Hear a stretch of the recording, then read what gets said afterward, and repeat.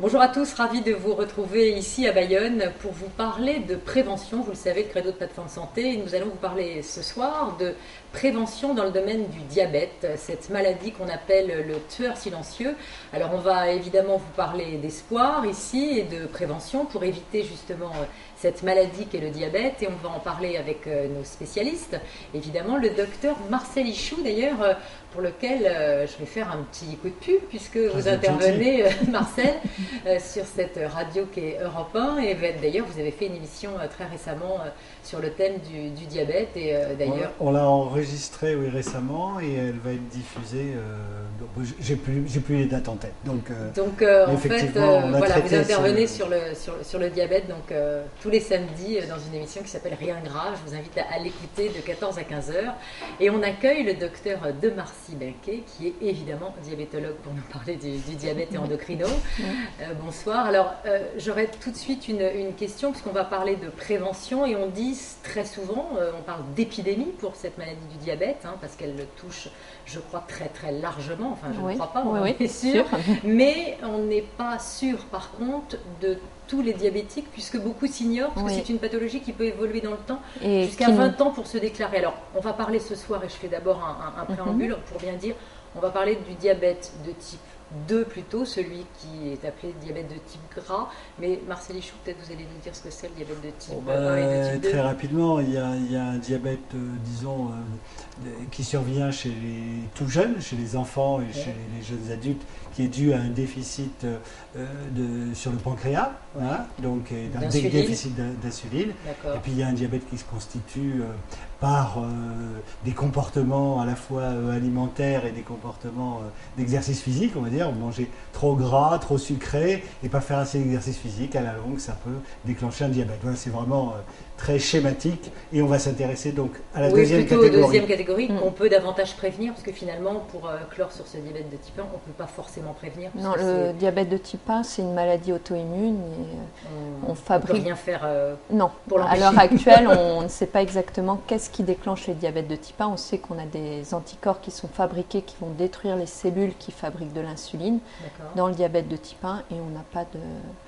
encore de moyens de le prévenir. Alors parlons du coup de ce diabète de type 2, qu'on appelle le diabète de la maturité. Pourquoi ? Parce qu'il intervient plutôt chez des gens qui ont une vie bien riche. Non, le diabète de la maturité, parce qu'il survient plus tardivement que le diabète de type 1.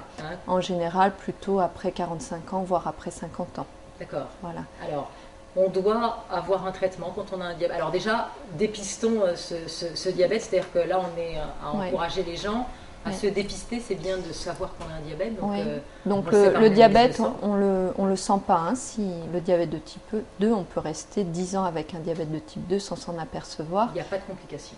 Si, il peut y avoir des complications, et on peut découvrir le diabète malheureusement au décours d'une complication. D'accord. Mais pendant 10 ans, vivre normalement. Voilà, lors d'un infarctus du myocarde ou lors d'un problème de vue, là, se rendre compte qu'une personne est diabétique, et peut-être elle l'était 10 ans avant. Il faut savoir qu'on estime à peu près à 800 000, 1 million de personnes en France diabétiques qui ne le savent pas. 1 million de personnes qui ne le savent pas. 800 000 à 1 million. Peut-être faire quand même un petit zoom arrière, si je peux me permettre, parce que sinon, les téléspectateurs qui ne sont pas complètement familiers de ces sujets risquent de ne pas comprendre. Diabète, c'est quoi ? C'est un taux de sucre dans le sang par une mauvaise régulation, on va pas rentrer là-dedans, qui est excessif. D'accord. On va dire au-dessus de, je sais pas quel 1,26 1,26 par litre. Donc, c'est simplement la dilution de ce sucre dans le sang. Quand ce taux de sucre est à forte concentration longtemps, mais longtemps, c'est des années, il devient toxique pour l'artère. D'accord. Voilà. Donc, c'est ça qu'on prévient. Mais ça ne se fait pas en 3 semaines, ça ne se fait pas en 1 mois, ça ne se fait pas en 6 mois, ça se fait sur des années. Par contre, on peut le savoir tout de suite. On peut c'est une simple analyse de sang, le diabète. C'est une simple analyse de sang. Généralement, on fait 2 contrôles pour être sûr du résultat. Une analyse de sang à jeun, si on a plus d'1,26 g, on est diabétique. D'accord. Voilà, c'est et là, on vient voir quelqu'un comme vous, et on a un traitement, un régime. Alors, la première étape, c'est de revoir l'alimentation et l'exercice physique. C'est vraiment, ça fait 50% du traitement du diabète. D'accord. On est bien d'accord sur ce que je disais, vous confirmez ce que je disais Alors, pour le diabète de type 2, surtout les matières grasses, donc les choses simples, le fromage, la charcuterie. En France, c'est essentiellement ça. D'accord. Oui, paradoxalement, ça vient aussi par les graisses. C'est-à-dire que quand on a un excès de graisse, essentiellement c'est pas seulement les petits gâteaux. C'est-à-dire que dans les petits gâteaux, souvent, il y a du gras aussi. C'est pas que du sucre seul. Donc, la confiture toute seule ne donnera pas de diabète, par exemple. C'est surtout les matières grasses qui vont aller s'accumuler au niveau du pancréas, l'empêchant de fonctionner correctement, s'accumuler au niveau du foie, s'accumuler au niveau du muscle, qui vont entraîner ce diabète. Donc on se découvre qu'on a un diabète. Alors c'est là où on aimerait bien nous éviter que les gens en adoptent, en aient un, donc adoptent finalement des règles d'hygiène de vie. C'est donc l'alimentation, l'exercice physique. Ouais. L'alimentation, c'est, alors on le dit tout le temps ici, mais c'est l'alimentation équilibrée. Oui. Là vous venez de le dire. Rien d'interdit. Rien n'est interdit. Rien n'est interdit, mais tout est à faire avec limitation. À limiter les matières grasses animales surtout, donc comme je disais, le fromage, la charcuterie. Les glucides, c'est ça dont il est question. Mais on parle de glucides, c'est quoi alors les glucides? Si on veut que les gens comprennent, oui, mais si on veut que les gens comprennent, je pense que finalement, de quoi il s'agit? C'est une maladie qui peut être grave avec des complications majeures. Comme le disait tout à l'heure le docteur de Marcy. Ça peut toucher l'œil avec une cécité, ça peut toucher les artères des bandes inférieures avec des amputations, avec l'artérite, et ça peut toucher le rein, enfin bref, des complications très graves. Mais on peut les prévenir.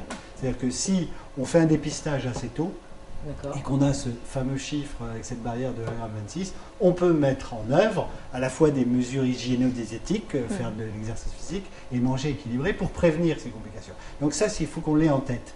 Ensuite, une fois qu'on l'a dépisté, alors là, je crois qu'il faut rentrer dans les détails. Mais disons que pour le public qui n'est pas concerné, l'idée, c'est de leur dire, faites-vous dépister, faites mesurer votre taux de sucre dans le sang. Et globalement, retenez que vous devez avoir une alimentation, on le répète tout le temps, équilibrée, pas trop sucrée, pas trop grasse, et de l'exercice physique. Et puis alors après, une fois qu'on sait ça, on rentre dans la prévention et une diététique beaucoup plus fine, beaucoup plus complexe, parce que vous pourriez peut-être aussi nous expliquer qu'est-ce que l'index glycémique dans les aliments. Oui, mais ça, on n'en parle plus du tout. Chez les diabétiques de type 2, plus du tout. Non, on ne peut pas les encombrer avec ces messages. Non, parce que c'est pas. Et puis, c'est pas dans le diabète de type 2, c'est pas ce qui est le plus important. Le plus important, c'est vraiment limiter les matières grasses et faire de l'activité physique. D'accord. Voilà. Après, les index glycémiques, on va éviter les sucres, entre guillemets, les sucres rapides. Mais rien n'est interdit. Mais c'est surtout, on travaille surtout sur les aliments gras dans le diabète de type 2. Oui, ce qui est d'ailleurs un peu, parce que les gens ont peut-être un peu tendance à penser sucre, c'est ce qui est sucré. J'ai des patients qui m'ont dit, je suis diabétique, j'ai arrêté la confiture, maintenant je mange du fromage plutôt tous les matins. Donc finalement, c'est terrible, c'est surtout ce que vous voulez pas c'est des fausses idées, ou sinon j'ai supprimé le pain parce que je suis diabétique et que c'est un féculent.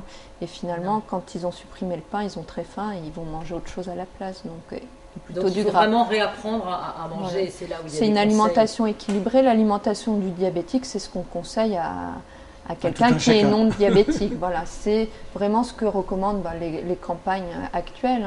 Manger des fruits et légumes, manger un peu de fromage mais limité, éviter la charcuterie. Privilégier la marche un petit peu tous les jours. Enfin, alors l'exercice physique, c'est quoi d'ailleurs? Donnez-nous un peu c'est-à-dire qu'on le soit ou pas, d'ailleurs c'est bon pour sa santé. C'est bon pour tout le monde. Mais si on a un diabète, donc de type 2, on peut tout à fait réguler d'ailleurs son diabète seulement avec des règles. Oui, ça on le voit bien. Pour les patients qui sont hospitalisés, ils le voient très bien. S'ils marchent une demi-heure, ils vont voir leur taux de sucre baisser. Et c'est un excellent traitement, la marche. C'est un excellent traitement et ça peut déjà suffire en fait. Oui, ça peut suffire de reprendre une hygiène de vie correcte, ça peut suffire à normaliser les taux de sucre. Oui, alors c'est un débat que j'ai eu avec un de vos confrères éminents que j'ai traité de savant, mais de manière tout à fait sympathique. C'est-à-dire que modifier les comportements alimentaires, c'est sûrement ce qui est le plus difficile. Oui. C'est quand vous avez quelqu'un qui a 50 ans et qui a mangé toute sa vie, notamment dans une région comme ça, de manière abondante, riche et grasse, c'est très très difficile. Alors, oui, on peut corriger avec les mesures diététiques.